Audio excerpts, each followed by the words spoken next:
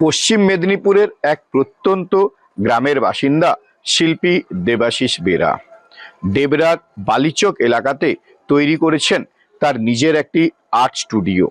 আর সেই আর্ট স্টুডিওতে আজ তৈরি হচ্ছে নানা ধরনের শিল্পকর্ম। প্রত্যন্ত এলাকা থেকে নিজেকে তৈরি করে এই শিল্পকর্মের কাজ আজ দেশ ছাড়িয়ে বিদেশেও সমাদৃত। ছোটবেলায় বাবা মৃৎশিল্পী, বাবাকে দেখেই তার এই কাজের ঝোঁক। ছেলেবেলা থেকেই ছবি আঁকায় ন্যাক ছিল এই দেবাশিসের। আজকে সেই এই বিষয়টিকে সামনে রেখে নানা ধরনের শিল্পকর্মের কাজ ফুটিয়ে তুলেছেন তিনি। বালিচকে তৈরি করেছেন আর্ট স্টুডিও। জুনিয়র শিল্পীদের সাথে নিয়ে সেখানে তৈরি করেছেন পাথর থেকে শুরু করে মাটি, কাঠ, বিভিন্ন ধরনের জিনিসে ফুটিয়ে তুলছেন শিল্পকর্মের কাজ। কখনো বা বিভিন্ন ধরনের মনীষীর মূর্তি, তার পাশাপাশি থাকছে বিভিন্ন ধরনের বিমূর্ত চিত্র।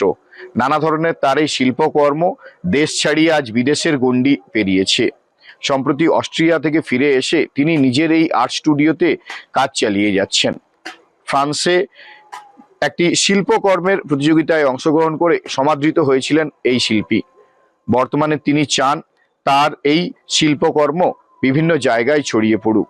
শুধু তার নয়, জেলার বিভিন্ন প্রত্যন্ত এলাকার শিল্পীরা যাতে সমান সম্মান পায় এবং বিদেশের মাটিতে যেন তারা সমানভাবে সমাদৃত হতে পারেন, সেই উদ্যোগ নিয়েছেন তিনি। এখনো পর্যন্ত সরকারি সহযোগিতা সেরকম কিছু পাইনি, তবে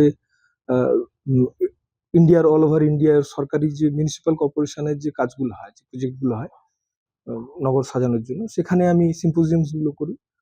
ওটা থ্রু দিয়ে আমি কিছুটা সময় বা কিছুটা প্র্যাকটিস করি ওখানে। ও ছাড়া আমার মনে হয় সরকার থেকে এই জায়গাটার উপরে আলাদা করে দৃষ্টি করা দরকার, কারণ এটা হচ্ছে পশ্চিম মেদিনীপুরের একমাত্র